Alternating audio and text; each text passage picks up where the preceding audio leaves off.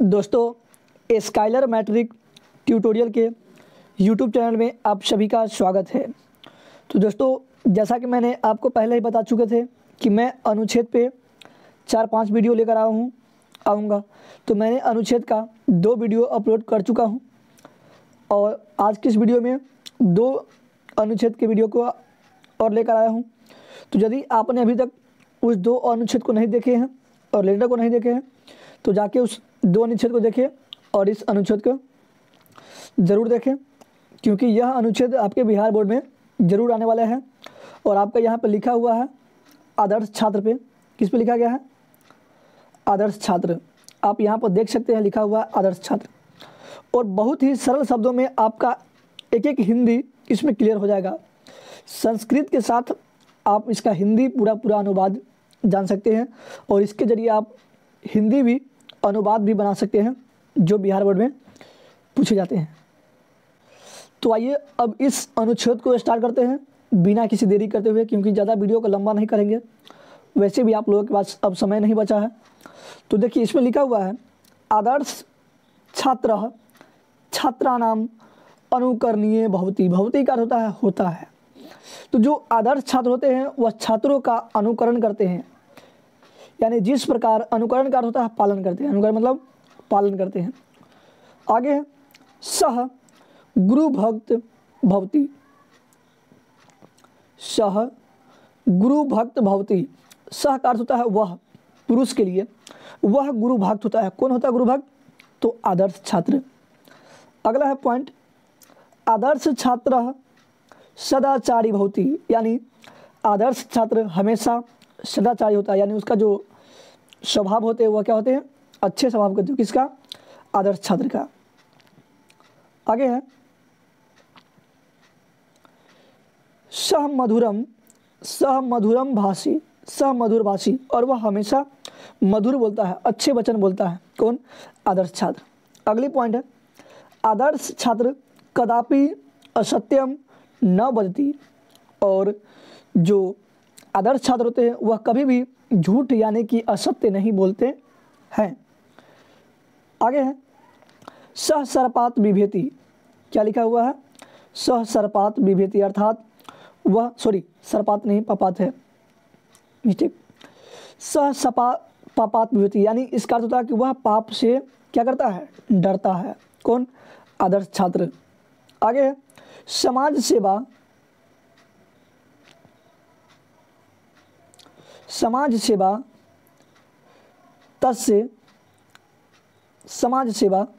तस्य व्रतम भवति। और समाज जो सेवा है वह उसका व्रत होता है। किसका? आदर्श छात्र का। यानी आदर्श छात्र हमेशा अपनी पढ़ाई के साथ साथ समाज की सेवा करना चाहता रहता है। आगे है लास्ट पंक्ति, आदर्श छात्र आलस्यम शत्रु इव पश्यति। और जो आदर्श छात्र है वह आलस को शत्रु की दृष्टि से देखता है। कौन से छात्र? आदर्श छात्र।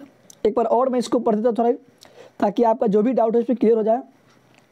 तो आदर्श छात्र क्या लिखा है? आदर्श छात्र छात्राणाम अनुकरणीय भवति। आदर्श छात्र का काम होता है कि छात्रों का अनुकरण करना होता है। सह गुरु भक्त भक्ति, वह गुरु भक्त होता है। आदर्श छात्र सदाचारी भवति। आदर्श छात्र हमेशा सदाचारी होता है। आगे सह मधुर भाषी भवति, वह हमेशा मधुर बोलता है। आदर्श छात्र कदापि असत्यम न वदति। और आदर्श छात्र कभी भी असत्य यानी कि झूठ नहीं बोलता है। सह पापात बिभेति, वह पाप से डरता है। समाज सेवा तस्य व्रतम भवति। और समाज सेवा उसका व्रत होता है। आदर्श छात्र आलस्यम शत्रु इव पश्यति। और आदर्श छात्र हमेशा आदर्श छात्र हमेशा आलस को शत्रु यानी कि दुश्मन की दृष्टि से देखता है। तो यह अगर आपको पसंद आए तो इसको लाइक करें। और इसके बाद मैं चौथा अनुच्छेद को लेकर आया हूँ गंगा नदी पे, जो काफ़ी ज़्यादा व्यू आई है और यह भी पूछने की बहुत ज़्यादा संभावना है। तो आइए अब इस अनुच्छेद को देखेंगे गंगा नदी पे, जो 7 अंक में पूछा जाएगा। और इसमें 8 वाक्य हैं।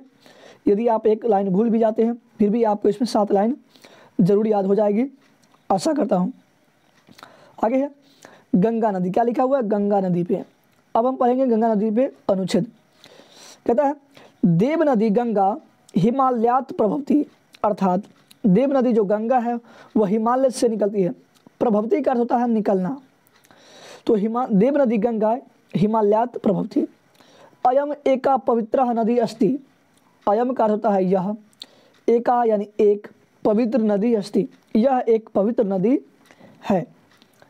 आगे अस्या जलम पवित्रम, क्या कहता है,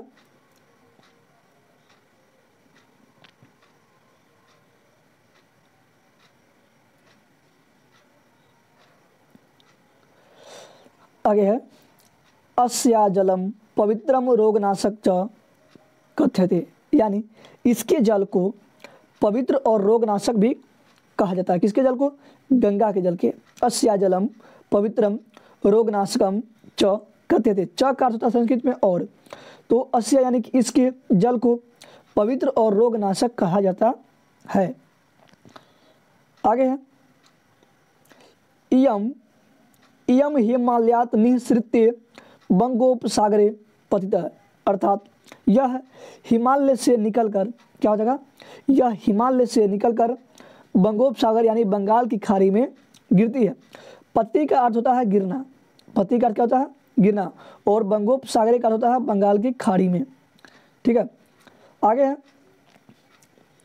अस्या पावने तटे अनेकानि नगरानि सन्ति, और इसके पावन तट पर, तटे का होता है तट पर, इसके अस्या मतलब इसके, अस्या पावने तटे अनेकानि नगरानि सन्ति, इसका अर्थ हो जाएगा कि इसके पावन तट पर अनेक नगर क्या है, स्थित है। आगे कहता है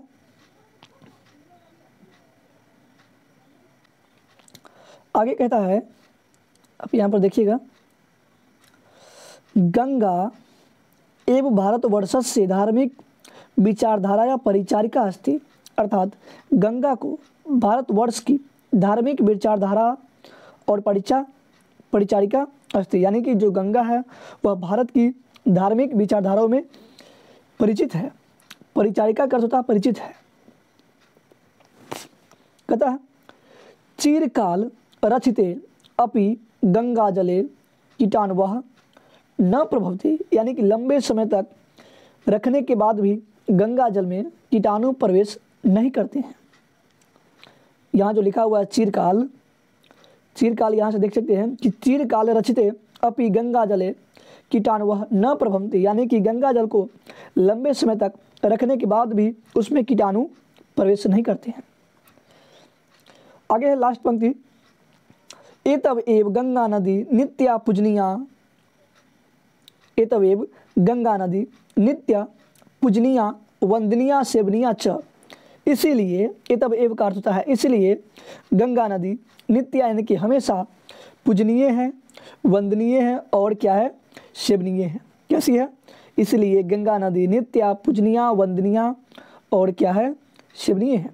मैं एक बार फिर से जो पढ़ता हूँ, देव नदी गंगा हिमालयात प्रभवती, देव नदी गंगा हिमालय से निकलती है। अयम एका पवित्रा नदी अस्ति, यह एक पवित्र नदी है। अस्या जलम पवित्रम रोगनाशकम च कथ्यते, इसके जल को पवित्र और रोगनाशक कहा जाता है। इयम हिमालयात निःसृत्य बंगोपसागरे पत्ति, यह हिमालय सागर से निकलकर बंगाल की खाड़ी में गिरती है। अस्या पावन तटे अनेकानि नगरानि सन्ति, इसके पावन तट पे अनेक नगर है।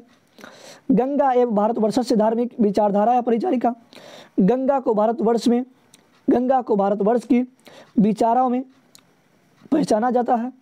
आगे चिरकाल रचिते अपि गंगा जले, गंगा जल को लंबे समय तक रखने के बाद भी कीटाणु न प्रभवती, कीटाणु नहीं आ पाते हैं। एतव एव गंगा नदी नित्या पूजनीया वंदनीया सेवनीया च, इसीलिए गंगा नदी नित्या यानी हमेशा पूजनीय है और वंदनीय है और क्या है, सेवनीय है। तो दोस्तों आशा करता हूँ कि यह वीडियो आपको पसंद आया होगा। आप चाहें तो इसका स्क्रीनशॉट ले सकते हैं और अपने दोस्तों के साथ भी शेयर कर सकते हैं। तो ये दोस्तों यह वीडियो आपको कैसा लगे, और इसके बाद मैं अगली वीडियो में संस्कृत किताब का कुछ निचोड़ वीडियो को लेकर आऊँगा जो आपके ऑब्जेक्टिव के लिए बहुत ही वीआई होंगे। और आशा करता हूँ कि यह उस वीडियो का आप वेटिंग करेंगे, और यदि आप चाहते हैं कि वह वीडियो तुरंत आए तो आप एक कमेंट जरूर करें। Thanks for watching this video.